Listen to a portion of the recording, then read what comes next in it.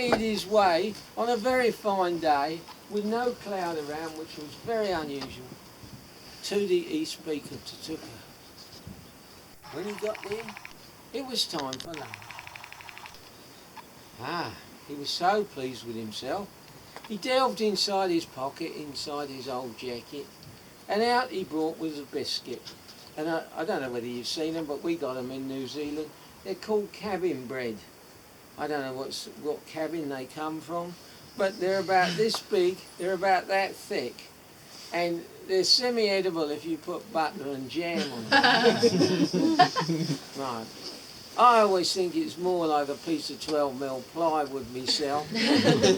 And he gnawed his way at one of these biscuits on the East Peak.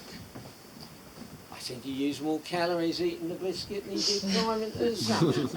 But anyway, he couldn't eat the whole biscuit, so he put half back in his pocket, so the story goes. Then he was so pleased with himself, it was still a clear day like today, just the odd puff of cloud. Got the wine bottle out of his backpack, empty wine bottle with a cork, all ready. Found a handkerchief in his pocket with his initials on, pushed it inside the wine bottle with a pencil that he brought to write on a piece of paper. Pushed the handkerchief in to prove he'd got there. He wrote on the piece of paper, first ascent, Mount Tukiko, and he put the date, he signed it. What more did he need to do? But he was hesitant in putting the piece of paper into the wine bottle. Why was that? Because he looked along the Cornice Ridge and the West Peak looked bigger. And so he made an epic journey along a very Cornice Ridge. Now when I say Cornice Ridge, some of you climbers will know exactly what a Cornice Ridge is like. The wind blows, the snow goes up in the air, it drops in the next valley, and it sort of makes an arc shape like that. And if you're not very careful, you can tread on that piece that sticks out and go straight down into the valley. So he had to make sure he was right on the crest of the ridge. He got to the West Peak. The East Peak was bigger. And so he had to come back, retrace his footsteps. But Fiordland being Fiordland,